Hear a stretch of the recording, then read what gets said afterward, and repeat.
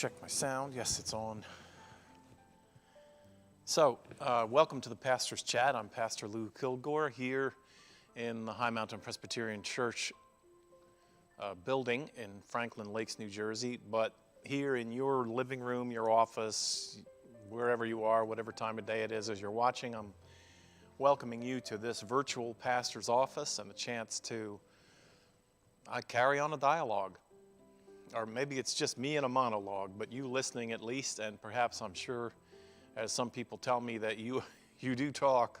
I can't hear you, but you do talk to me. You do respond to what I say. And in particular, the question, how are you doing? That's part of the first question that always surfaces when someone walks in to sit down to talk to me, a pastor, and I ask, how are you doing? And in some ways, I'm asking what's going on, what's brought you here to this pastor's office, and implied, how can I be helpful? What brought us to this virtual pastor's chat is this pandemic, the overwhelming experience of isolation. Even if it doesn't affect you directly, perhaps you are one of those essential workers. You've been going to work and coming home and doing things that you've tried to do because you have to. And so there's still a lot of going out, but you know, all of us in every situation are affected by this shutdown, by this wet blanket that's been thrown over our freedom to come and go as we please, to do what we can in a carefree kind of way. It's just not there. So that's the occasion that's created this pastor's chat. It has now officially been going on for a year, and I've tried faithfully to be here 5 days a week on weekdays to chat with you, to open up a portal at least of information to you about how we are called upon in the journey of faith to cope. We are in the season of Lent, which for some in many, many, many of the traditions, the American Baptist churches and the Pentecostal churches and the independent churches, doesn't mean anything because they don't practice the disciplines of the liturgical year, but everybody can benefit from it, I'm convinced. And Lent simply means it's a time of reflection. It's a time that even if you weren't aware of it, it's a chance for you to turn to take internal inventory of how are you doing in terms of your own goals to being the kind of person that you want to be. Checking your level of honesty, checking your anger, checking your sense of well-being, checking your sense of compassion and graciousness to other people. All those things would be, if you had meters, you'd look at those meters and see how you're doing. And that's what the season of Lent is for. It's just, I had one missiology professor in seminary who said the Christian life has to be characterized by equal time of action and then reflection. I like that because he was from Costa Rica, and he did not believe in just sitting around and having a cerebral experience of faith. He believed that faith was faith in action, like James says in the Bible. So, but then he also believed that when you go out in action and you decide you're going to do something because you're a Christian, that then you need to take a step back and reflect upon what you've done. And in that reflection, you ask, I know what I intended. Is that what happened? What do I need to do differently? What was the result of that? Good intentions, you know what they say. So all of this kind of activity, all of this very healthy, look inside, look around, take a measure. It's Lent. And the particular ethos of Lent is to go ahead and acknowledge that none of us, not one of us, really is capable of living our life straightforward and going, okay, I've never made a mistake, I've never hurt anybody intentionally or unintentionally. You just can't exempt yourself from this unless you just want to live in denial. But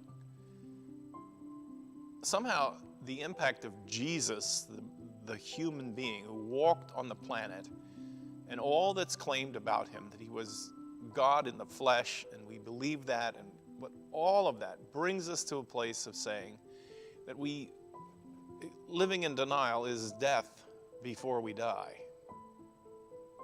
And living in truth is the freedom that comes with really being alive. You need forgiveness. You need to be able to forgive, and you need to be able to receive forgiveness in order to live. It's part of the landscape here on this side of the Garden of Eden. So, here we are in Lent. We've been talking about the 12-step program, which is it's a process program. Many people over the years teaching the Christian life, teaching how to walk with God as a follower of Christ, have said you have to break it down. You can't just leave it as a great big, like, okay, I'm a Christian. But breaking it down means there's a beginning, there's a place to begin, there's a place to throw your hat over the wall, and then you are encouraged to then grow, or to take steps, or to move forward, or climb higher, or however you want to think about it. And I don't know, years and years ago, the particular problem of alcoholism, which seemed to be a terrible, terrible, terrible failure of human beings, some people who were struggling with it began to think about Christianity and its steps towards wholeness and life and forgiveness, and put together a list of steps that they believed would help a person to climb out of the muck and mire of an addictive life and find sobriety and serenity to be saved, literally to be saved. Now, not cured, because most people will tell you that the steps need to be followed. You just can't say, oh, I did it and I arrived. Well, that sounds very much like Christianity too. So in an effort to look at the process that they unfolded, and then to realize that they wrote a method, if you will, to spirituality, a method to progress in the life of faith, because many of them were from the English community, the British community, where the Methodist Episcopal Church was born. And it's in the name, Methodist. There is a method. You talk about method to the madness. Well, this particular branch of Christians began to believe there was a method to sanity. There was a method to spiritual wholeness. And in line with that, these addicts, these alcoholics, used the principles of those methods and found that there was a method that worked on this out of controlness that was released with the chemical of alcohol in the body, and that sobriety was possible to be achieved. So we've been looking at and going over these 12 steps, and yesterday we did, let me just review. Step 6, we were entirely ready to have God remove the character defects. And then we humbly asked God to remove those shortcomings, those character defects. And then we made a list of all persons we had harmed, and we became willing to make amends to them all. Now that's the new step, and I'll read step 9 too. That's the new step. I mean, it's one thing to have an honest conversation with the help of a friend, and to come to a place of confession, a place of admitting, I struggle with this. I have a problem. I have an anger that's out of control. I have a tendency to feel sorry for myself all the time. I have self-pity. I drink too much. I talk too much. I'm a gossiper. I lie a lot. I tell lies. I don't even know why I tell lies. And you start these conversations with a trusted friend who isn't going to get up and walk away from you, but someone who will say, okay, I hear you, and believe you, and take it seriously. And that's more than just that's more than just a good step. That's a huge step in terms of how these things which take over our lives can meet their limit. So, step 8 says, I made a list of all the persons that I had harmed. Now, if you're 25 years old, that list might not be too long. But oh my goodness, I'm 65. That's a long list, my friends. And you might think I'm just trying to be falsely humble. I'm not. Wow. I got some serious work to do. Making a list of all the persons I had harmed. And became willing to make amends to them all. Now the first part, notice you pause here as a separate step. I am willing to make amends. But if you've never tried this, sometimes your effort to make amends can make things really, really bad. It can be in itself an offense. People that you offended 20 years ago, and the reality is those offenses have grown old like aged cheese, and there's cover over them, and life has moved on, and now all of a sudden you have a need. You've discovered a need to go back and uncover them, and then also seek to make amends. Listen, that's not always a path of helpfulness, which is why step 9 says, I will make direct amends to such people wherever possible. You see, the key is this isn't about you in making the amends. You can't just all of a sudden make it your agenda. I need to make this right with you. I need to fix this with you. Because the second part of step 9 says, except when to do so would injure them or others.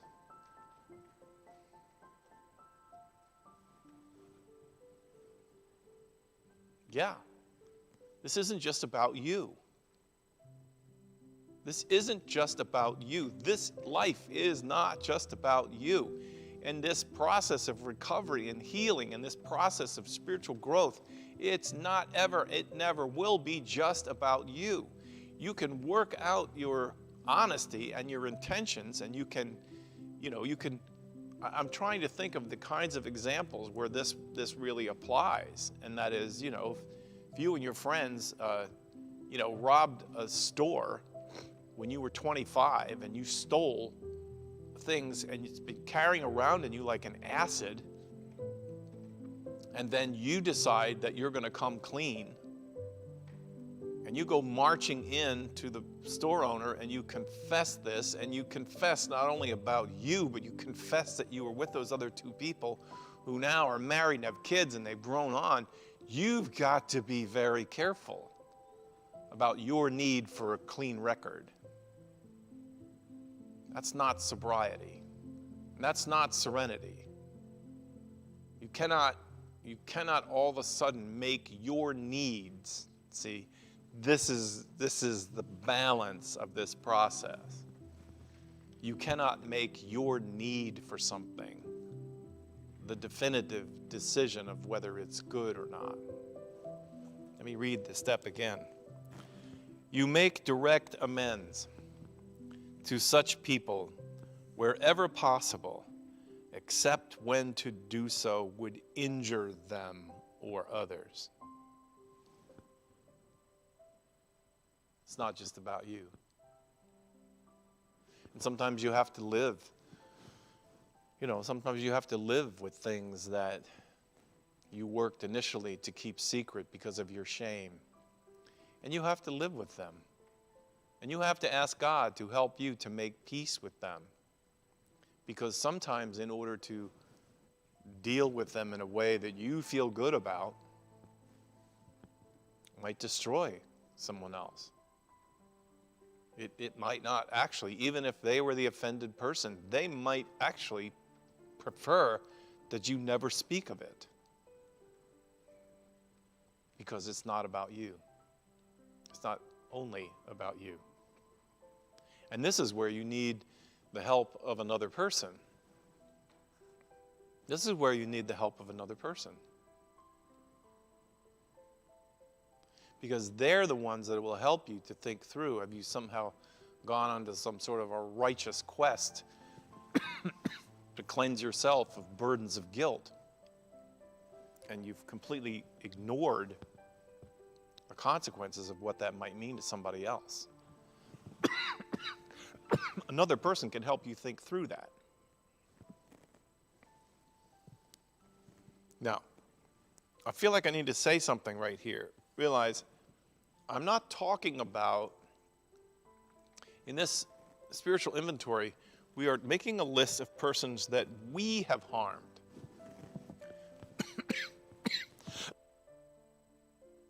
Advice changes.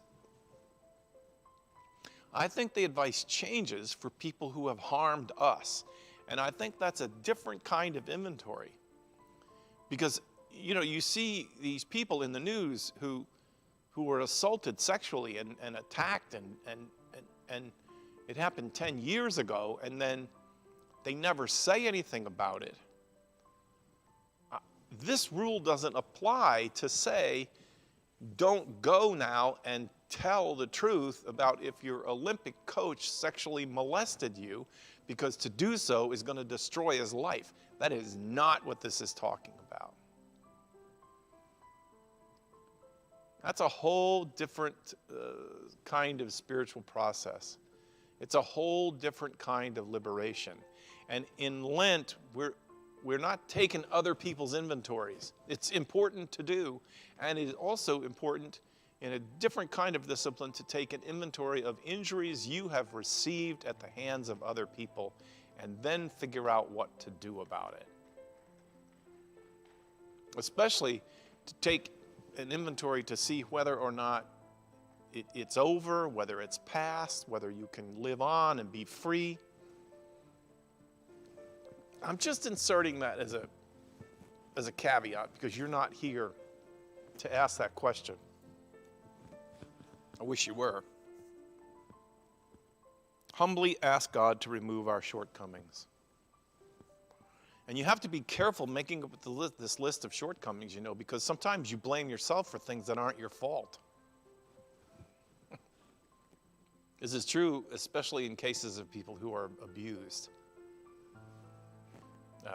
I worked for a while in a specialized kind of ministry for battered spouses, domestic violence, and it's just amazing to me how inside out we can get this issue. Are these my shortcomings, or are these my, injuries that I caused to somebody else? And I have visited more than once a woman in the hospital with a bruised face, a broken jaw. I'll give you a specific example. There was one woman years ago. I don't think you'll ever make the association. And, I knew her. She was in my church. And I got a call that she was in the hospital. And I went to the hospital. She had a broken jaw on this side of her face. Terrible. And I said, "What happened?" And she said, "It was my fault." I said, "What do you mean it was my fault?" And she said, "Well, my husband punched me. He was in the passenger seat of my car, and he punched me in the jaw, and he broke my jaw." And I said, "Well, and it's your fault?" She said, "Yes, he's told me over and over and over again that when I pull out of the driveway from our house, that I'm supposed to turn right. Always, I'm supposed to turn right and go down to the stop sign and then go around if I need to. And I pulled out of the driveway and I turned left. And he'd warned me several times." That's not what this is talking about. This is not, the part of it is you need God's grace. You need God's grace to show you what actually are your shortcomings, what are your faults. Because one of your faults might be that you are always putting yourself down. You are always assuming that you are a piece of rubbish. And then you're always buying into other people's negative valuations of yourself. This list of your shortcomings has to include those kinds of things. It doesn't just simply go out there and go, oh, look at all the bad things I've done in my life and all the things that I've caused. No, this list must be developed with some wisdom. You know, the Serenity Prayer says to know the difference between the things you can change and the things you can't change. I think the other part of wisdom is know what things I am responsible for and which things I'm not.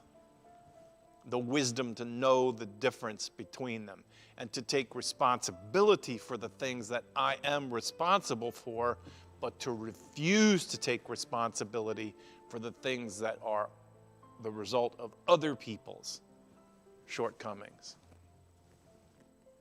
Her husband was an enormously angry man and reactive and violent. So, shall I read him again? I made a list of all the persons I had harmed, and I became willing to make amends to them all. And then I made direct amends to such people wherever possible, except when to do so would injure them or others.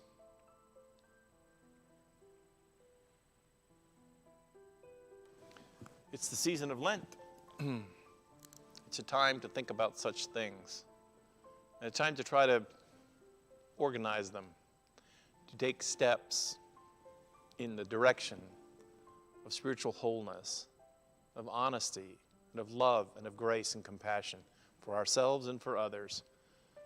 Moving upward, if you will, because steps do that, toward the goal of complete acceptance of God's love for us and the freedom of life that comes with accepting God's grace. Well, that's it for today, my friends. It's Friday, and I will talk to you in another pastor's chat on Monday. In the meantime, there's a gathering that will strengthen your heart and your soul and your faith on Sunday morning at 10:30. You're welcome to come and join in as the community gathers. And the music, the readings, the sermon, all are designed to help you in this journey of faith, especially in this season of Lent. God bless you, my friends. Be a blessing where you are today. Walk the walk. Don't just talk the talk. Bye for now.